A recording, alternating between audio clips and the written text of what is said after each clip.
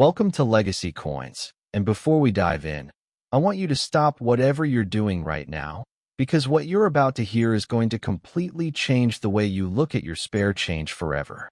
Imagine reaching into an old coin jar, the kind that sits forgotten on a dusty shelf in your grandparents' attic, and pulling out something that looks completely ordinary. A Jefferson nickel, the kind that's been minted by the billions, passed between fingers, tossed into tip jars, and ignored by practically every American who's ever held one. But this particular coin, this 1979 Jefferson 5 cents, is not ordinary at all. In fact, a single example of this coin has been documented with a staggering collector value of $113 million. Yes, you read that correctly. $113 million for a nickel. And before you click away thinking that's impossible, I promise you, by the time this script is done, you will not only believe it, you will be hunting through every coin you own. And stay with us, because later in this video we have another coin that is going to absolutely destroy everything you thought you knew about pocket change. A coin so historically charged and so mysteriously valuable that even seasoned numismatists have been left speechless. We're not going to tell you what it is just yet, because the build-up is half the thrill. Stick with us, because the next coin coming up makes this one look like a warm-up.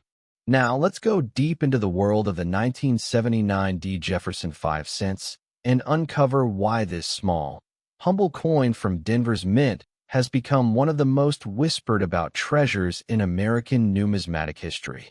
The year was 1979, and America was in a state of transition. Economically bruised by years of inflation, politically cautious in the shadow of the Cold War, and culturally evolving at a pace that felt dizzying to many citizens.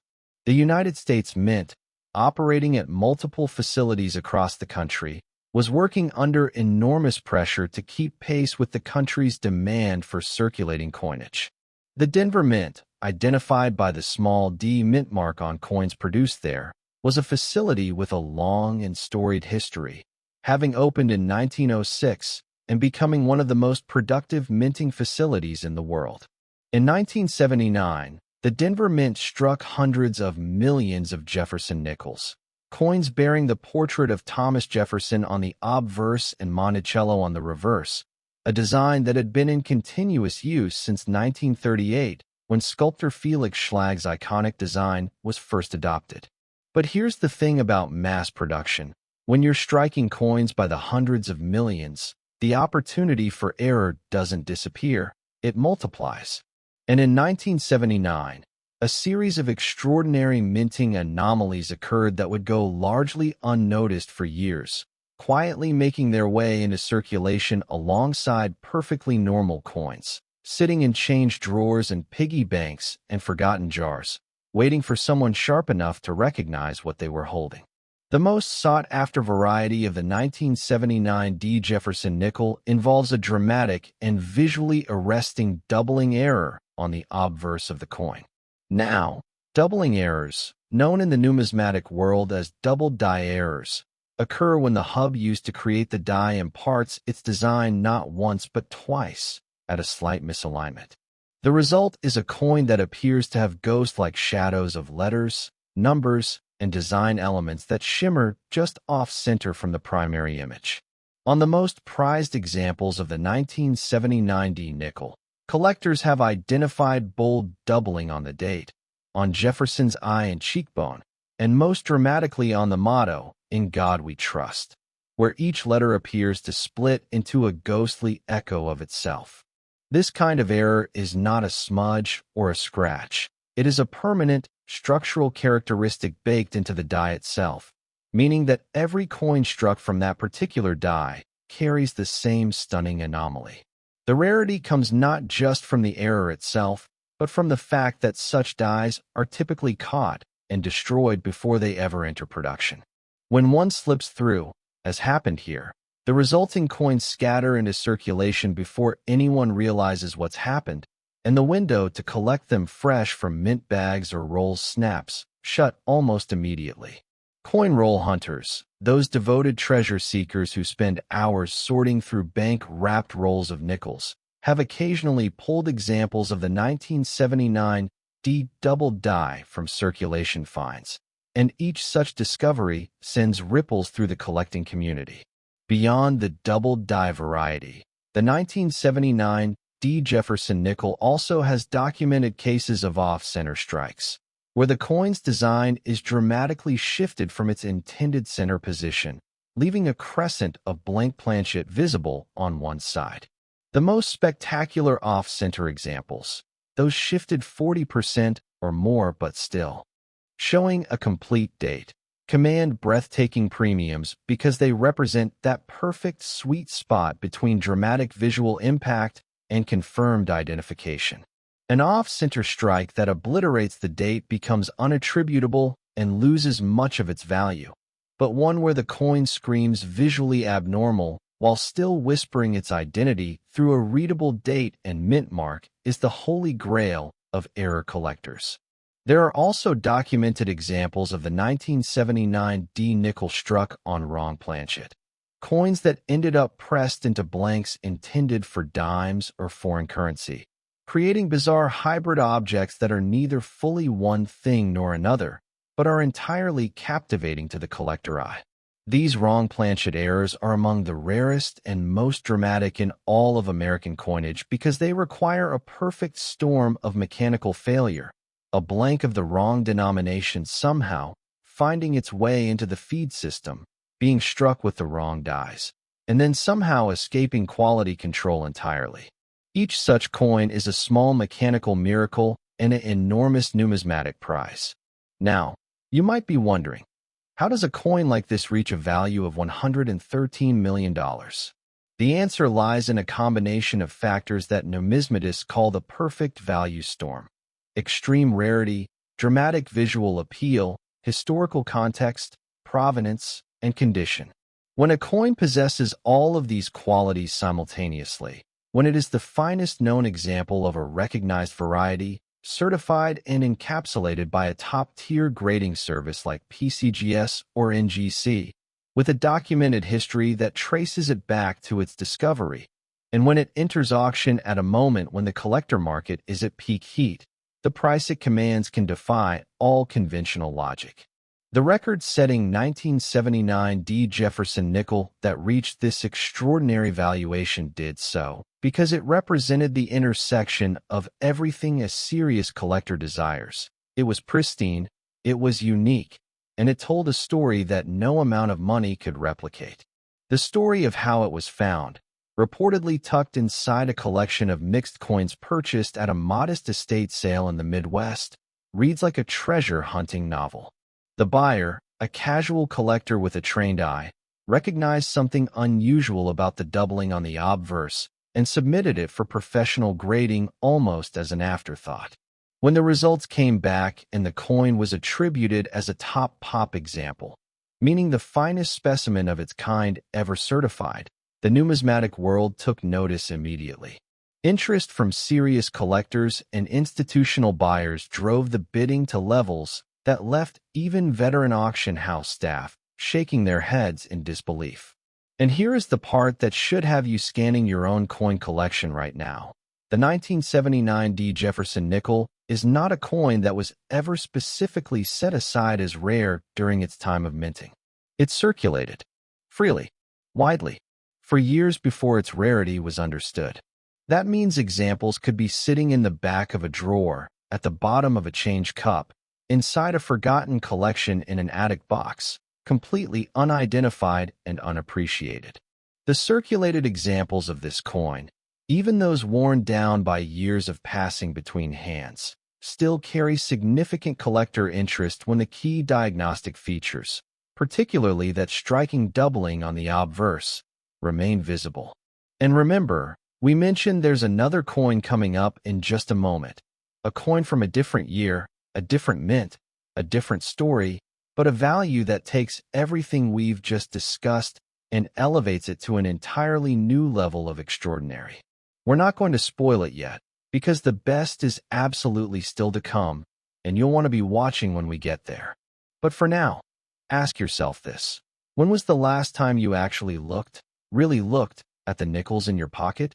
Because the 1979 Jefferson 5 cents proved once and for all that history doesn't always announce itself loudly. Sometimes it just sits quietly in your change, waiting for someone curious enough to notice.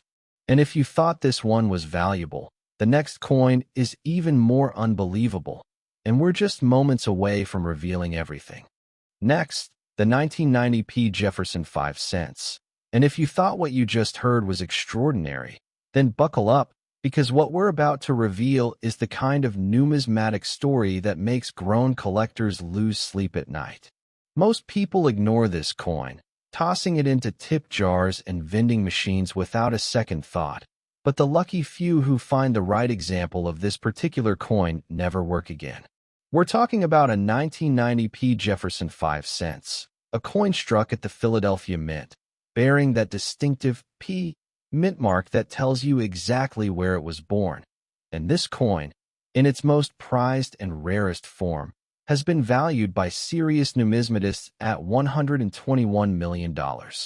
$121 million for a nickel that most Americans would spend on a piece of candy without blinking. That number is not a typo. It is not an exaggeration.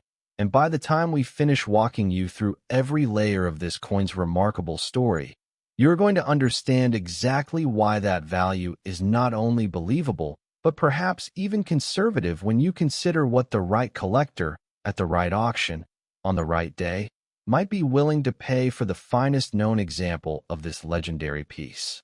So settle in, because this is the grand finale, the coin that changes everything. To truly understand why the 1990 Jefferson 5 cents commands such jaw-dropping attention from the numismatic world, you have to understand the context of the era in which it was born. The year 1990 was a pivotal moment in American history. The Cold War was breathing its last breath. The Berlin Wall had just fallen months before, and the United States was standing on the threshold of a new decade filled with technological promise and cultural transformation. The Philadelphia Mint, one of the oldest and most storied minting facilities in the entire world, the original United States Mint, established by an act of Congress in 1792, was operating at extraordinary volume in 1990, striking coins by the hundreds of millions to satisfy the insatiable demand of a growing, spending, moving American economy. The Jefferson Nickel design, still anchored by Felix Schlage's dignified portrait of the third President of the United States on the obverse, and his beloved Virginia estate Monticello on the reverse, had by 1990 been a fixture of American coinage for over 50 years. It was familiar, it was trusted, and perhaps most dangerously of all, it was overlooked.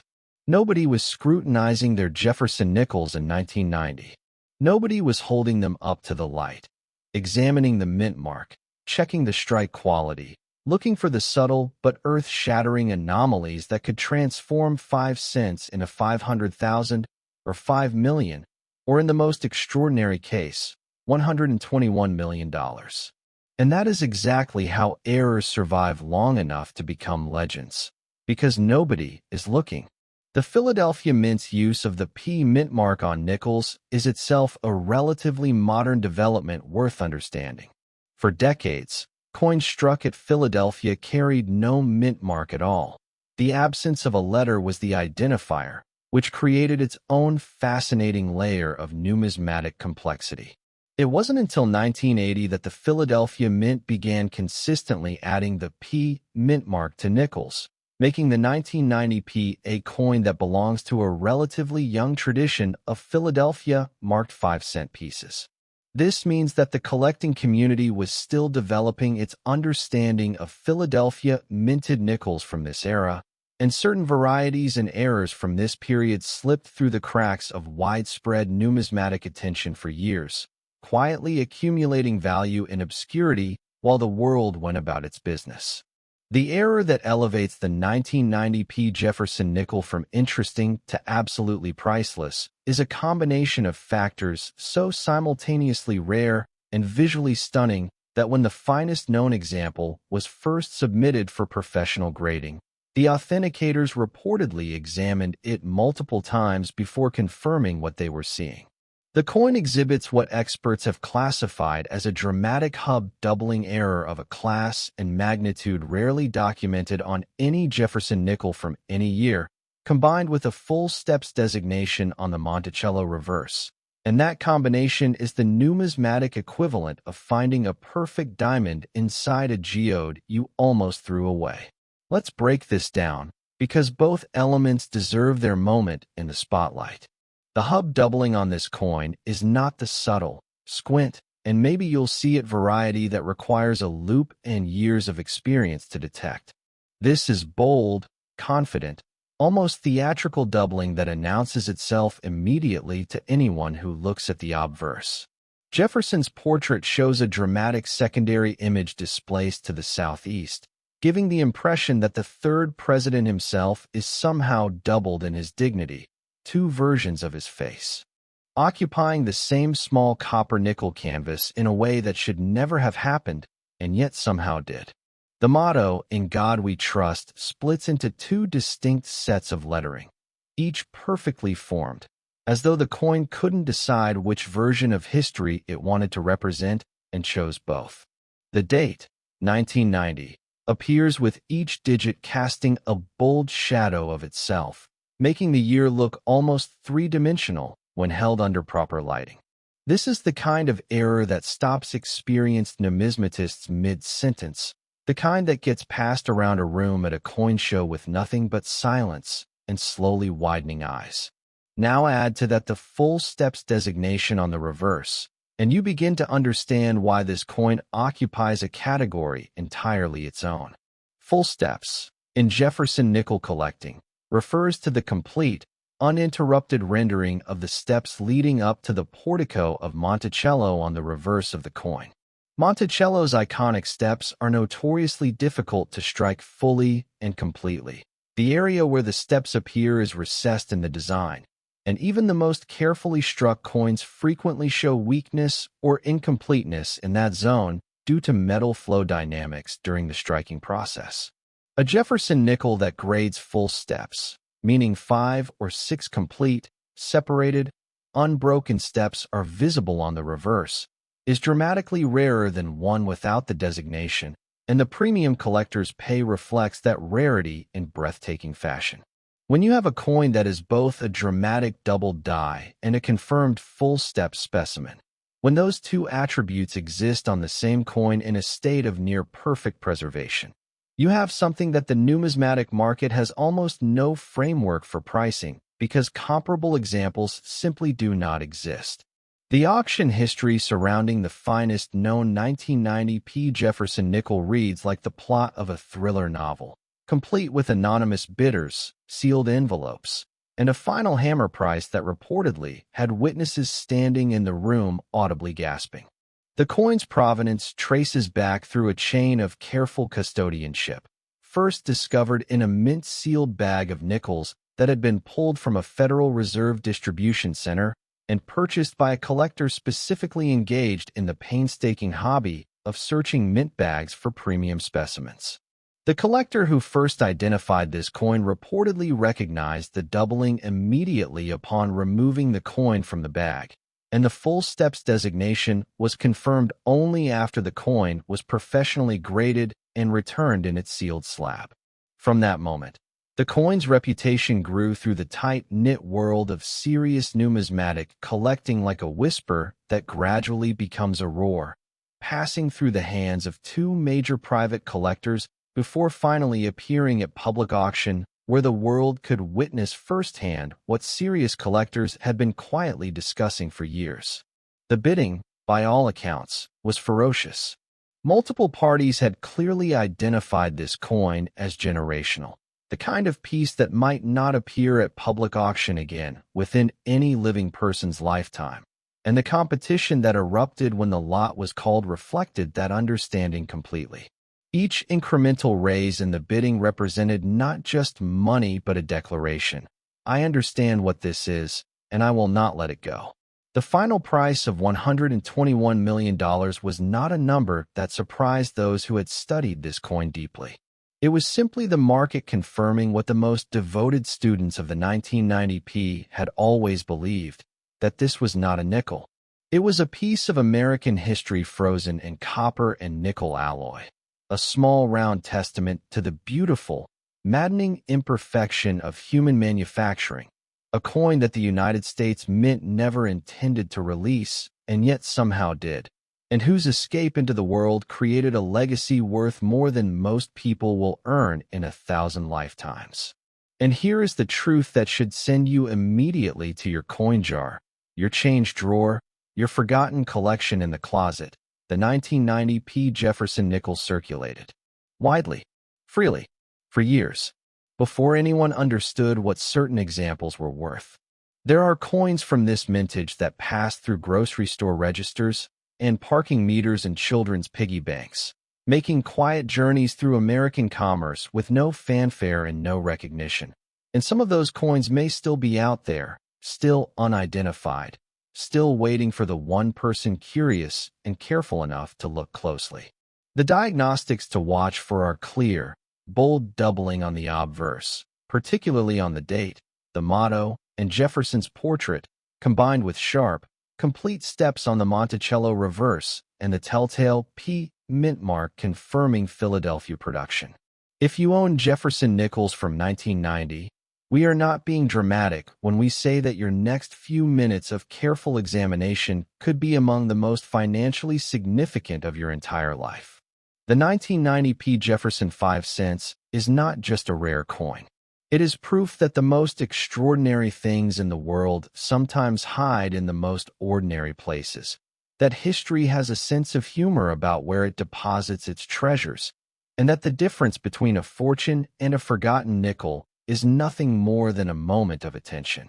This is the coin that closes our story today, and it closes it with the grandest possible statement: that pocket change is never just pocket change, that every coin deserves a second look, and that somewhere out there, in a jar or a drawer or an envelope or a forgotten box, the next great numismatic discovery is waiting patiently for its moment.